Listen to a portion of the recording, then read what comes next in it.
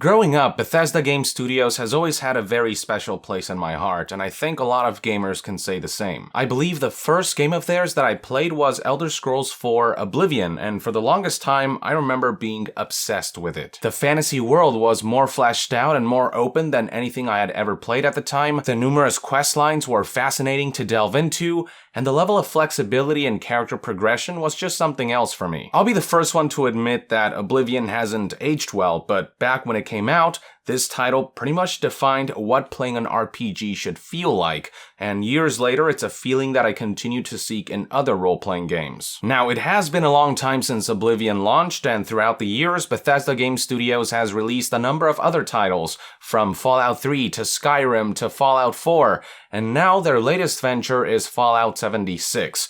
Their first foray into an online-only shared world live service multiplayer game. What I've noticed throughout the years is that as fond as I am of Bethesda games and my memories of them, their biggest crutch is their over-reliance on their horribly aging game engine. What was once known as Gamebryo has been renamed to Creation Engine since the release of Skyrim, but it doesn't change the fact that at its core, this is pretty much the same framework they've been using all these years with enhancements layered on top of a shaky foundation. As a result, with each new game that Bethesda releases, it becomes more and more apparent what a liability the data tech is turning into. Fallout 76 in particular highlights more than ever just how utterly inefficient this game engine is with its inoptimal performance and generally lackluster graphical fidelity compared to other titles of its time. Even Fallout 4 felt somewhat dated when it launched back in 2015, despite it being made from a version of their engine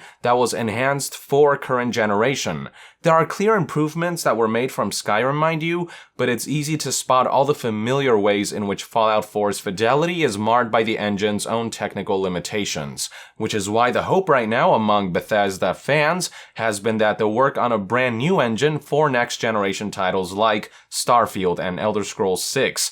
But according to an interview that Todd Howard participated in with German outlet GameStar back in June 2018, which only recently began making the rounds, it looks like Bethesda cannot be bothered to invest in a game engine that can keep up with the scale of their ambition. The following information was first reported by an article from website Forbes, which transcribed the information Todd provided when asked about the engine they'll be using for their next-gen titles. Here's what Todd had to say on the matter. For Fallout 76, we have changed a lot. The game uses a new renderer, a new lighting system, and a new system for the landscape generation. For Starfield, even more of it changes. And for Elder Scrolls 6, out there on the horizon, even more. We like our editor. It allows us to create worlds really fast, and the modders know it really well. There are some elementary ways we create our games, and that will continue because that lets us be efficient, and we think it works best. While this isn't official confirmation by any means, and while a lot can change over the next few years, Todd Howard did directly reference the engine used for Fallout 76, the Creation Engine, and talked about how it will evolve for Starfield and Elder Scrolls 6. It is impossible to misinterpret what he's suggesting here. As of now, it would seem as though Bethesda has no plans to build a new engine, and instead they'll keep doing what they've been doing all these years, which is to keep bandaging Gamebryo. Rather than start from scratch to create more efficient technology, they're going to keep repurposing decades-old tools. This right here will no doubt come as a huge blow for many fans who agree that what's holding Bethesda back from achieving its true potential is a reliance on ancient software. What this does is set the understandable expectation that the same technical issues from older titles will pervade Starfield and Elder Scrolls 6, whether we're talking about lackluster performance, generally dated-looking textures, models, animations, and graphics, immersion breaking and at times game-breaking bugs and glitches, and an all-around woeful lack of polish. Stuff like this was easier to overlook back in the Morrowind and Oblivion days because back then these games were so ambitious for their time and the studio was still up and coming, but many other game companies have caught up since in terms of ambition, execution, and technology of open-world RPGs, making it all the more apparent that Bethesda is being left behind in the dust and making it even easier to see and feel how poorly their products have aged.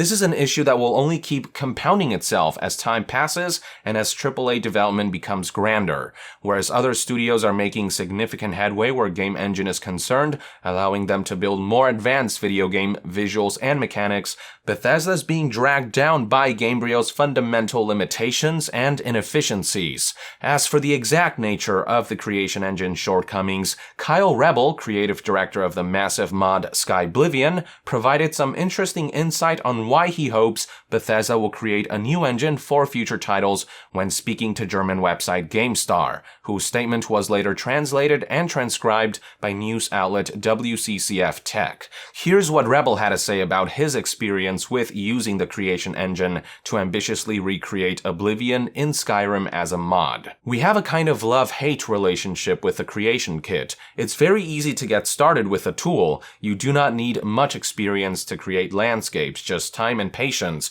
It's very easy to build stuff with the editor, but not so easy to make it look as good as you want. You definitely notice the age of the creation engine. As far as dealing with textures, I would almost say that the method is ancient. It is very ineffective. It is also very difficult to make weapons and armor look good and like real metal. For the Elder Scrolls 6, I really want a better engine. There are much better engines like Unreal Engine 4. If you want to rebuild a game from scratch, use the Unreal Engine. Do not take the creation kit. That's just too old-fashioned." What Rebel said here in regards to the one advantage with the creation engine being that it's really easy to use echoes what Todd Howard told GameStar when he said, quote, "We like our editor, it allows us to create worlds really fast and the modders know it really well."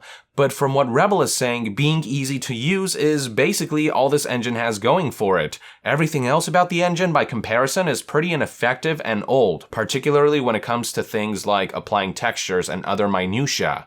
The engine is great on a macro level with how simple it is to just make stuff, but it sucks on a micro level with how hard it is to implement finer details like textures. And with Todd Howard saying that there are some elementary ways we create our games and that will continue because that lets us be efficient, with him saying that, it looks like they're prioritizing speed over quality. This is also an assessment that one might come by just looking at Bethesda's development history. You can tell how easy it is for them to release relatively large expansions at a good pace.